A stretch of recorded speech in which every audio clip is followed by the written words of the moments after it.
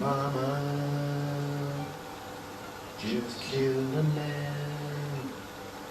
Put a gun against his head. Pulled my trigger, now he's dead. Mama, life had just begun, and I was gonna throw it all away. Mama,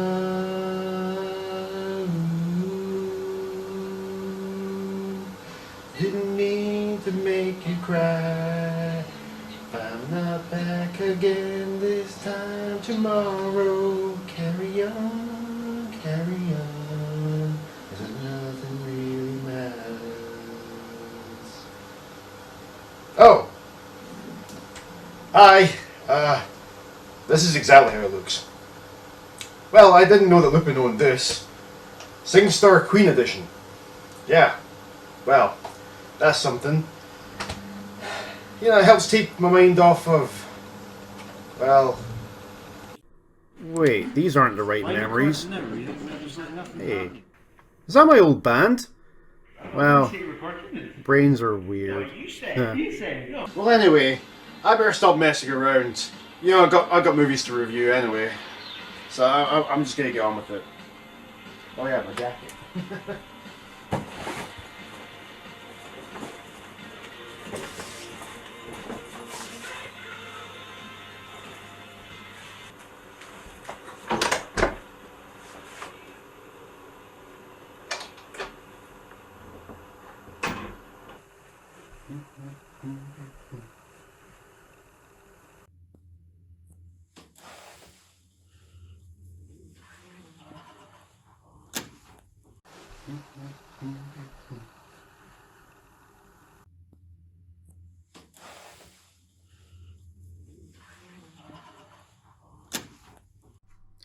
Hi there, I'm Movie Man, saving you from terrible movies one film at a time.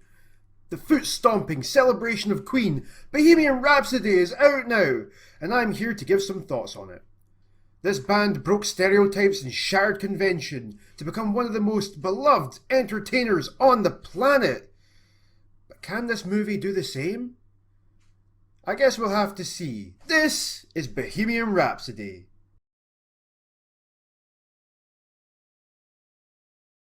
So this was a movie I never thought we'd ever see thanks to many hiccups and changes, namely the lead actor. It was announced in 2010 in a BBC interview published on the 17th of September 2010 by Queen guitarist Brian May. He spoke about an upcoming film project concerning the history of the band. According to the interview, Sacha Baron Cohen was set to play Freddie Mercury. May confirmed this again in April of 2011 that the production was moving forward. He strongly approved of the casting of Baron Cohen, but also had certain reservations about the possible direction the project might take. The band's main concerns focused on avoiding any harm to Mercury's legacy. In July 2013, Baron Cohen left the project due to creative differences. Allegedly, he had wished to produce an adult-orientated film, while the band wanted to make a more family-friendly approach. May confirmed later in 2013 that Baron Cohen had left the project on good terms. Comments by May and Roger Taylor suggested that Baron Cohen was too well known as a comedian and prankster, due largely to his fictional persona, Ali G and Borat, and that his presence in the film would be distracting. But eventually, Rami Malek was chosen instead, and he does a very believable Freddie, and has got most of the mannerisms down to a T. The rest of the cast do really well too, and I've got to say two of them look near identical to the people they were playing. Namely Gwilym Lee and Joseph Francis Mazzello. They both are dead ringers to them.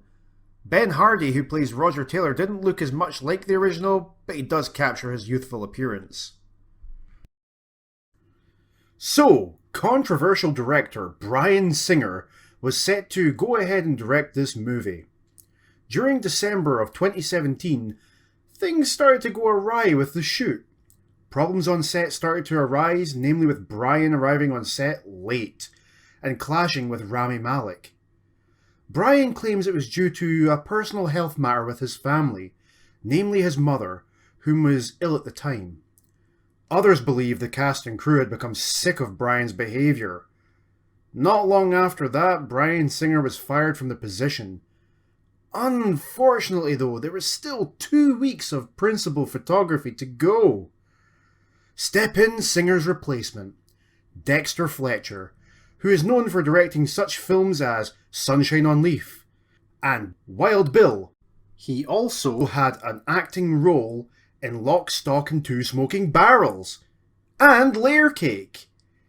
He is quoted as saying, "I came into the last few weeks of principal photography and editing, and the bits and pieces like that.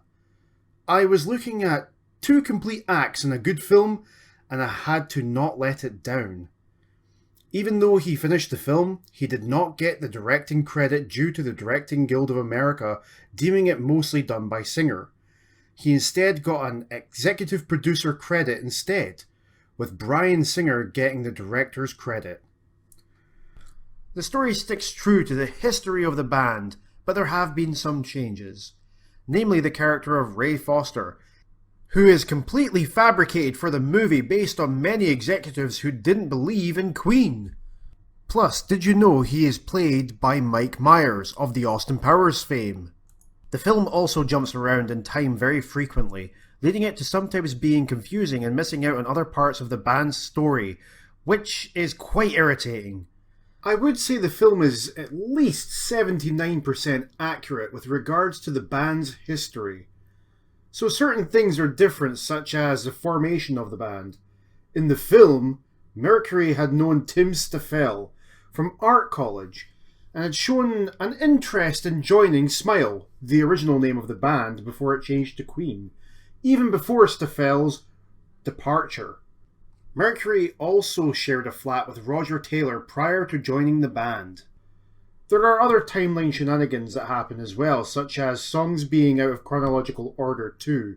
For example, We Will Rock You is written in 1977, not in 1980 as depicted in the film.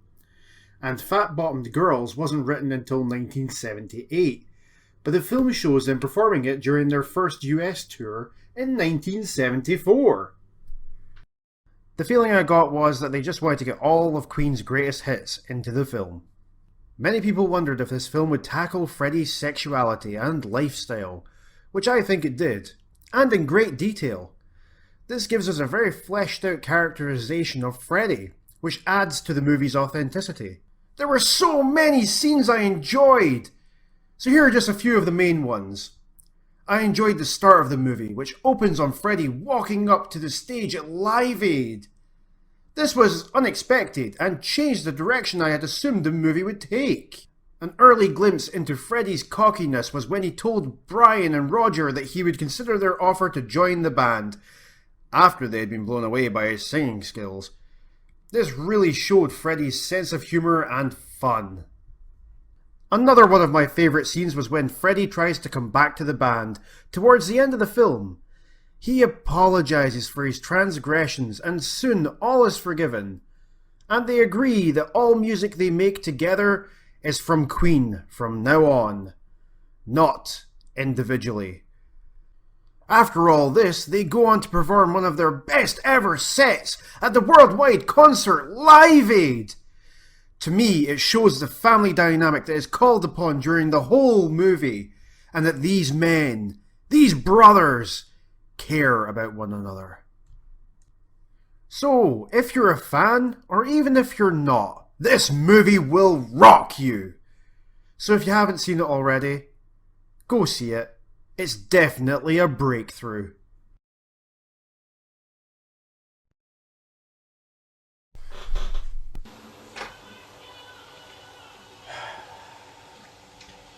Yo, Quotation Lad, you coming to play Sing Star with me? Yeah, sure.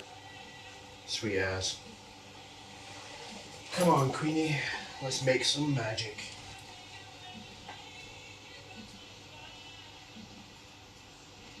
Okay, where was I?